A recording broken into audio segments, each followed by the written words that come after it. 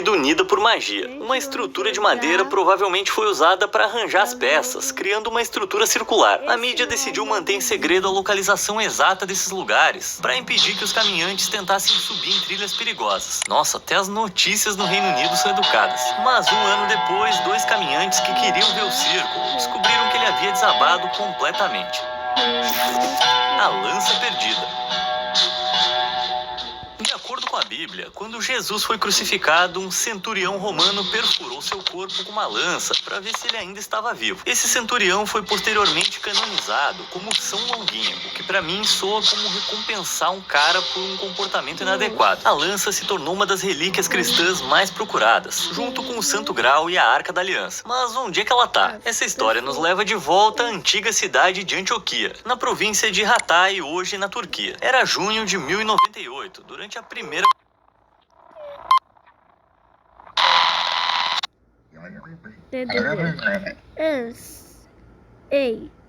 Seguinte.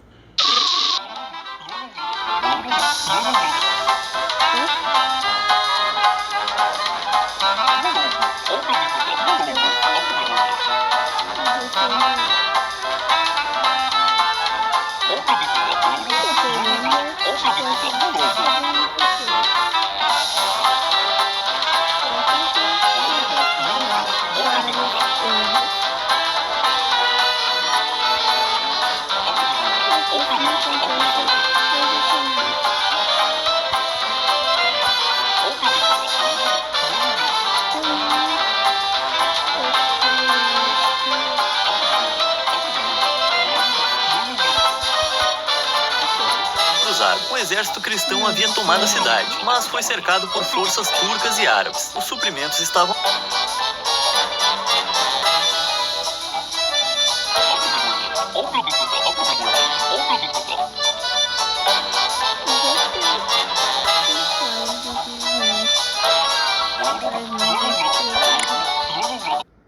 acabando e a moral estava baixa. Um dos soldados era Pedro Bartolomeu, um camponês desleixado da Provença, na França. Pedro afirmava que Santo André tinha aparecido para ele e revelado a localização da lança sagrada. Ele contou a seus superiores, que surpreendentemente acreditaram nele. Eles ordenaram que uma busca fosse realizada e em 15 de junho, Pedro liderou os soldados até a Catedral de São Pedro em Antioquia. Após um dia de escavação,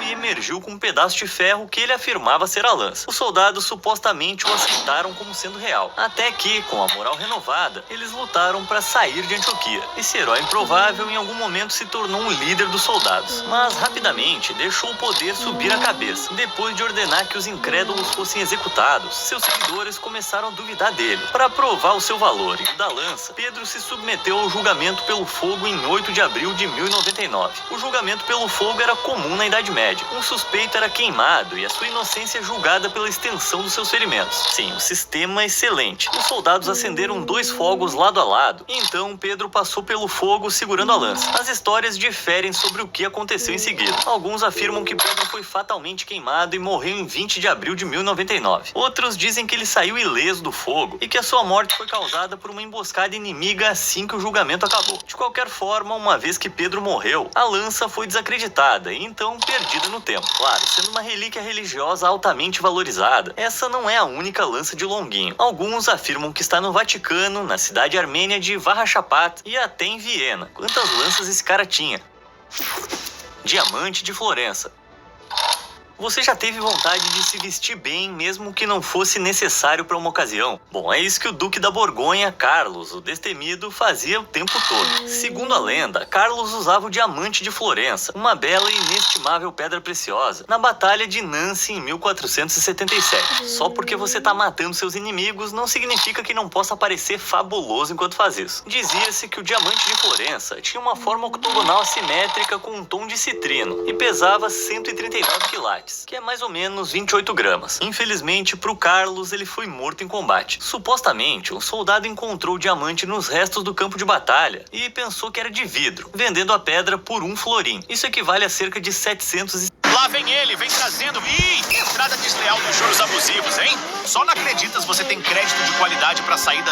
$33 hoje. Não é muito bom, considerando que o diamante agora é estimado em 20 milhões. Mas essa história de Carlos e o soldado catando coisas provavelmente é só uma grande mentira. A primeira referência histórica ao diamante vem muito mais tarde, em 1657, quando o viajante francês Jean-Baptiste Tavernier descreveu uma grande gema pertencente a Fernando II, o grão-duque da Toscana. O diamante teria sido o maior da Europa na época, embora, para começo de conversa, ninguém saiba exatamente como Fernando botou as mãos nele. O que a gente sabe é que em 1743 o diamante era propriedade da família Habsburgo, uma família real, e se tornou parte das joias da coroa austríaca. Isso até 1918, quando a Primeira Guerra Mundial chegou e estragou tudo. Quando a guerra acabou, também acabou o Império Habsburgo. Disse que o diamante foi colocado em um broche contrabandeado para a Suíça, onde a família estava exilada. Desde que a família se mudou, seu paradeiro é desconhecido. A família Habsburgo o perdeu, ele foi roubado, talvez ele só esqueceu. Feliz Dia das Mães, tia! Colocar na mala. Dia Eu das sei Mães. porque eu já esqueci coisas antes de viajar. Se bem que da última vez que eu olhei os preços, sungas eram bem mais baratas que diamantes. Cruz roubada. As Ilhas Bermudas são revestidas por belos recifes de coral, que se estendem por 518 quilômetros quadrados ao redor da costa. Como resultado, o lugar está cheio de naufrágios. Na verdade, as Bermudas são a capital dos naufrágios do mundo, com mais naufrágios por quilômetro quadrado do que qualquer outro lugar do planeta. Tanta coisa afundada torna as águas da ilha um lugar ideal para um pouco de caça ao tesouro. E um caçador particularmente intrépido foi Terry Tucker. Em 1955, Tucker descobriu um navio, provavelmente o San Pedro, que era uma embarcação espanhola derrubada durante um furacão em 1594. Nadando entre os destroços, Tucker começou a encontrar peças de ouro, sendo a mais preciosa de todas uma cruz de 22 quilates. O tesouro media 7,6 por 3,8 centímetros e estava incrustado com 7 esmeraldas verdes. O Museu Britânico avaliou a cruz em $200 mil. Isso é quase 2,3 milhões de dólares na moeda de hoje. Esperando que o tesouro permanecesse nas ilhas, Tucker vendeu a cruz ao governo das Bermudas pela metade da estimativa britânica. A cruz de Tucker ocupou o centro das atenções no Museu Marítimo em preparação para a chegada da Rainha Elizabeth II e do Príncipe Philip em 16 de fevereiro de 1975. Tucker estava no museu aguardando a chegada dos membros da realeza. Ele percebeu que algo estava errado. A cruz estava parecendo opaca e fuleira. Ao examinar mais de perto, ele percebeu que ela estava coberta de tinta dourada. Então notou que a cruz era uma réplica barata e que a verdadeira devia ter sido roubada. Apesar das investigações realizadas pela Polícia das Bermudas, pela Scotland Yard, a Interpol e o FBI, os ladrões nunca foram pegos. E a cruz de Tucker nunca foi achada. O tesouro provavelmente foi quebrado em pedaços e vendido por uma fração do seu valor cultural. Mas se você quer saber o que eu acho, talvez a dona Elizabeth aí possa ter alguma coisa a ver com isso. Tesouro sem valor. A cidade de Cuenca, no Equador, já foi o lar do padre italiano Carlo Crespi. Esse homem estaria por trás de um mistério extraordinário que duraria muito após a sua morte. O padre se importava profundamente com a sua congregação e até ajudou a estabelecer um orfanato e ofereceu educação para eles. Mas isso não foi suficiente para Crespi. Ele queria apoiar os moradores locais pobres sem recorrer à caridade direta. Então decidiu comprar coisas deles. Não importava o que fosse, o velho estava pagando. Com o tempo, Crespi acumulou mais de 50 mil objetos. Embora a maioria desses itens fosse lixo absoluto, alguns deles se tornaram envolvidos com o mito. Alega-se que Crespi recebeu tesouros de ouro esculpido e relíquias antigas da Babilônia, considerando que ele estava principalmente comprando dos pobres. Essas são afirmações fortes. Infelizmente, em 1962, a maior parte da coleção de Crespi foi destruída em um incêndio. Então, a gente nunca vai saber com certeza. E até o destino das coisas que sobraram foi objeto de rumores. Em 1973, o pseudo-arqueólogo suíço Henrik von Däniken afirmou que Crespi foi agraciado com artefatos das cavernas de Taios. Esses artefatos supostamente foram criados por uma civilização perdida, que recebeu tecnologia muito à frente de seus anos por serem extraterrestres. Não tô bem com convencido disso. Däniken não ofereceu nem um pouquinho de evidência para essas teorias. Que tal eu te contar algo um pouco mais substancial? Depois do incêndio, as peças restantes foram compradas pelo Banco Central do Equador, onde tudo, desde armas, esculturas em pedras e cabeças Nestlé Materna ajuda a manter o seu está atualmente armazenado e mantido. Todos os artefatos foram obtidos no Equador sem sinal de intrusos babilônicos ou interferências de aliens. Espero que Crespi seja lembrado como um cara legal, em vez de um louco que tinha acesso a montanhas de ouro alienígenas. O fóssil alemão.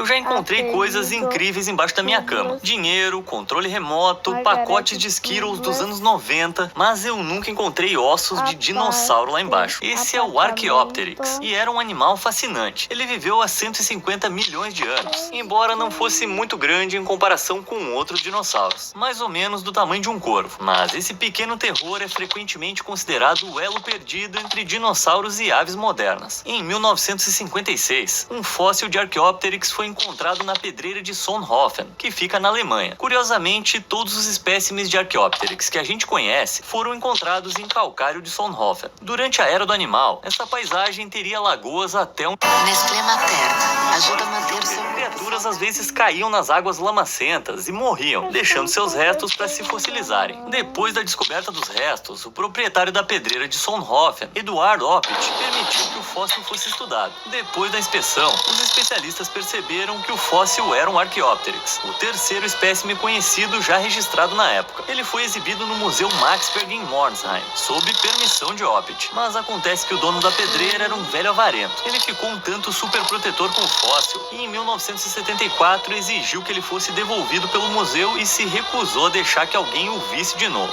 Quando o velho morreu em 1991, o fóssil não foi encontrado em lugar algum. O último lugar onde ele foi visto foi embaixo da sua cama. Imagina esconder algo com 150 milhões de anos embaixo da sua cama. Talvez Oppelt tenha escondido como um ato final de egoísmo, ou até mesmo tenha enterrado com seu corpo. Onde quer que esteja, existem apenas 11 exemplares dessa criatura notável, o que torna a ganância de Oppelt um golpe para a paleontologia. Felizmente, o Museu Maxberg fez uma réplica do fóssil antes que o irritante dono da pedreira o pedisse de volta. E esse foi literalmente um caso de alguém que não quis largar o osso. Você já encontrou algum artefato incrível que depois sumiu sem deixar rastro? Me conta sua história nos comentários e obrigado por assistir.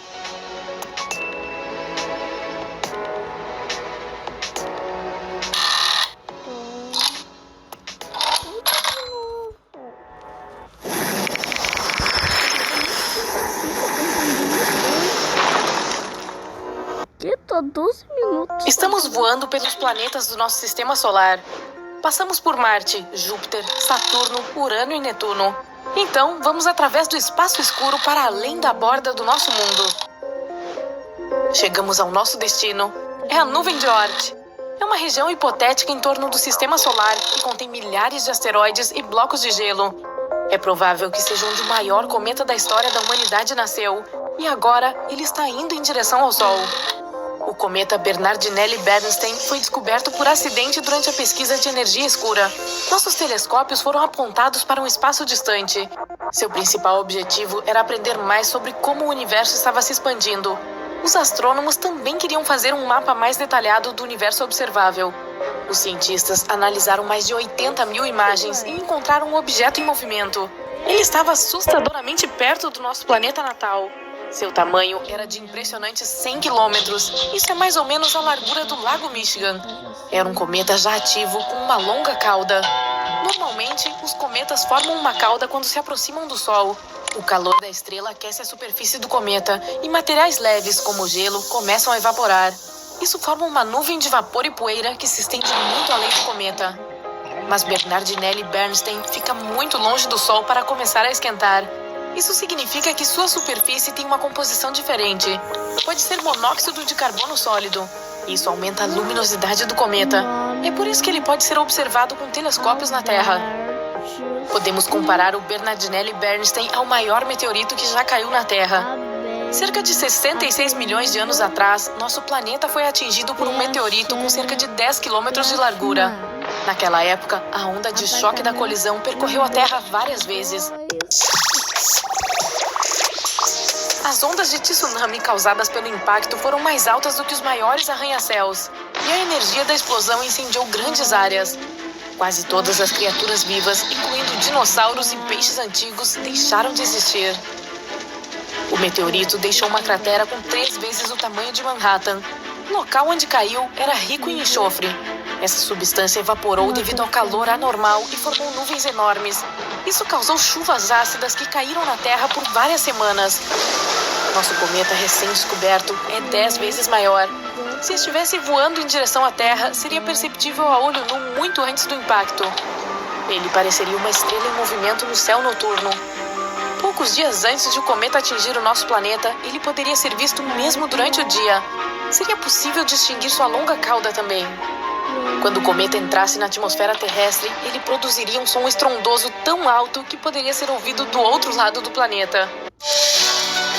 Nesse ponto, o cometa começaria a esquentar devido ao atrito com o ar. Ele começaria a queimar. Incontáveis fragmentos se desprenderiam do corpo principal do meteorito e cairiam na Terra. Assim que Bernardinelli Bernstein tocasse a superfície do planeta, veríamos um clarão tão brilhante que ofuscaria o Sol. Em uma fração de segundo, uma quantidade colossal de energia seria convertida em calor. Isso resultaria na explosão mais forte da história do nosso planeta. Ela arrancaria literalmente pedaços de chão e os jogaria no ar. A onda de choque queimaria tudo no entorno de algumas centenas de quilômetros. Ela continuaria a se espalhar em diferentes direções, quebrando e tombando árvores. Em determinado momento, alcançaria montanhas cobertas de neve e desencadearia enormes avalanches que cobririam muitos vilarejos. A onda de choque daria a volta no planeta, estilhaçando vidros em prédios em todos os continentes. As ondas de tsunami seriam tão altas que cobririam cidades costeiras inteiras. O terremoto mais forte da história romperia o solo e criaria rachaduras profundas. Após o impacto, bilhões de toneladas de poeira e cinzas subiriam pelo ar. Uma nuvem negra gigante Feliz Dia das Mães, tia! bloquearia completamente os raios do sol. A Terra mergulharia na escuridão. Todos os detritos no ar começariam a derreter. Eles se transformariam em lava líquida e voltariam à superfície, causando ainda mais danos. As cinzas e a poeira no ar cobririam o Sol por mais alguns meses. Durante esse tempo, a temperatura na Terra cairia vários graus. Mesmo que estivessem escondidas em abrigos e bunkers profundos, as pessoas, assim como todos os outros organismos vivos do planeta, dificilmente sobreviveriam a esse acontecimento. Felizmente, o Bernardinelli Bernstein não vai se aproximar da Terra. No momento, o cometa está a cerca de 20 unidades astronômicas de distância do Sol, o que equivale a 20 vezes a distância da Terra até o Sol. Isso significa que o cometa em breve cruzará a órbita de Urano. Em 2031, ele estará a 11 unidades astronômicas da nossa estrela. Isso é nos arredores da órbita de Saturno. Isso será o mais próximo que Bernardinelli Bernstein chegará do Sol. Em seguida, ele começará seu voo de volta para a borda do Sistema Solar. Mas o cometa está fadado a retornar novamente. Ele se afastará do Sol e diminuirá a velocidade até que a gravidade da estrela o empurre de volta. Então, o cometa fará outro círculo ao redor do nosso Sistema Solar. Mas isso levará cerca de 3 milhões de anos. No momento, temos outros meteoritos com que nos preocupar. Por exemplo, o 3200 Phaethonte. Ele cruza as órbitas de Marte, Terra, Vênus e Mercúrio. Então ele passa ao redor do Sol e volta. Esse ciclo leva cerca de 523 dias. E então, tudo recomeça. Esse meteorito é considerado potencialmente perigoso, pois cruza a órbita da Terra a 7,5 distâncias entre a Lua e a Terra. Durante uma de suas últimas aproximações do nosso planeta, esse bloco de rocha de 6 km de largura encheu o nosso planeta de pequenos meteoros. Como o asteroide passa frequentemente pelo Sol, sua superfície provavelmente se parecerá com o fundo seco de um pântano de lama. Ele é coberto de escamas e rachaduras. Ao passar pela Terra, essas escamas se rompem e causam chuvas de meteoros. Mas o maior asteroide potencialmente perigoso é o 1999 JM8. Ele tem o tamanho aproximado de 77 campos de futebol e passa pela Terra a 9 distâncias lunares. Sua menor aproximação do nosso planeta acontecerá em agosto de 2137. Se esse meteorito atingisse a Terra, um continente inteiro poderia ser destruído. O resto do mundo teria tsunamis gigantescos, mas sobreviveria ao acontecimento. Então, naturalmente, os cientistas estão pensando em maneiras de proteger o planeta de tal desastre. A primeira solução é um Big Bang controlado. Uma das leis da física diz que se você aplicar alguma força em uma direção, ela causará uma reação na direção oposta. Portanto, se detectarmos um asteroide prestes a colidir com a Terra, precisaremos enviar um foguete na direção dele. Dessa forma, produziremos uma explosão controlada, não dentro, mas logo acima da superfície do corpo celeste. A explosão será direcionada para cima e o asteroide se deslocará para baixo. Mesmo essa pequena mudança seria suficiente para alterar a trajetória do asteroide, e então ele voaria passando pela Terra. Outra forma é enviar um Todinho, levinho. Tem menos açúcar, tem menos gordura. objeto pesado como uma nave espacial em direção ao corpo espacial. Cada objeto pesado tem sua própria gravidade. Portanto, a espaçonave terá que voar perto do asteroide, o que atrairá a nave para sua superfície. Mas os motores da espaçonave resistirão. A nave começará a puxar o asteroide na direção oposta. Isso mudará a trajetória do asteroide e nosso planeta permanecerá intacto. Também podemos colidir o asteroide com a nave espacial. Bam! Ou podemos construir uma estação espacial, como a EEI. Ela seria equipada com um monte de lentes de aumento enormes. Enviaríamos a estação para mais perto do Sol e começaríamos a procurar asteroides potencialmente perigosos. Em seguida, apontaríamos todas as lentes para que os raios do Sol se concentrassem na rocha gigante. O calor começaria a evaporar a matéria da superfície do asteroide. É aí que a física entraria em jogo novamente. A matéria evaporaria para cima e o asteroide se moveria para baixo. Também poderíamos envolver Feliz Dia das Mães, tia! o asteroide das em uma Mães. película reflexiva, algo como um papel alumínio. Normalmente, os corpos espaciais absorvem a maior parte dos raios solares. Mas se o asteroide fosse coberto por alumínio, os raios iriam refletir na sua superfície. Isso criaria uma força de tração fraca, que deve ser suficiente para evitar a colisão. E, é claro, poderíamos anexar motores de foguete ao asteroide. Dessa forma, poderíamos não apenas alterar sua trajetória, mas também controlá-la. Mas isso dependeria do tamanho dele e do número de motores. E então, poderíamos usar essa rocha maciça para lançá-la em outros asteroides maiores. Se um asteroide como o Apophis atingir a Terra, seremos destruídos. Terremotos e tsunamis inundarão tudo. O Apophis é um corpo celeste de 1 bilhão de anos que está no Sistema Solar desde o seu início. Você deve estar pensando, qual é a probabilidade de essa pedra espacial gigante colidir com o nosso planeta em 2029? Bem, vamos descobrir, certo? O Apophis é um asteroide grande e ruim descoberto em 2004 pelo Observatório Nacional de Kitt Peak, no Arizona. Desde então, ele tem ostentado orgulhosamente o título de um dos asteroides mais perigosos já localizados. Ele tem cerca de 335 metros de largura. Isso é um pouco maior que o Empire State Building e a Torre Eiffel. Por ser tão assustador, foi batizado de Apophis, como a criatura imortal egípcia que era considerada portadora da eterna escuridão e destruição para a Terra. Em 2021, os pesquisadores tiveram uma oportunidade única na vida de estudar essa rocha flutuante quando ela passou perto do nosso planeta. Voltaremos a esse assunto em um minuto. Alguns cientistas dizem que há uma chance de 2,7% de Apophis atingir a Terra na sexta-feira, 13 de abril de 2029. O efeito Yarkovsky é o responsável por isso, pois ele pode empurrar levemente essa rocha espacial em direção à Terra.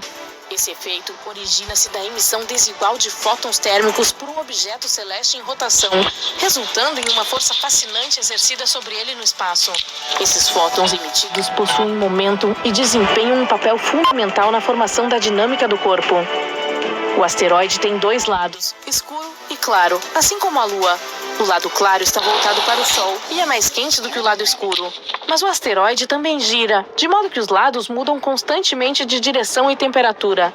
Essa mudança pode ser prejudicial porque empurra ligeiramente o Apophis em direção à Terra. Infelizmente, ninguém sabe como o efeito Yarkovsky influenciará a trajetória Feliz Dia das Mães, tia! do asteroide. Por outro lado, na última passagem do asteroide pela Terra, em 2021, os astrônomos usaram o radar para fazer medições precisas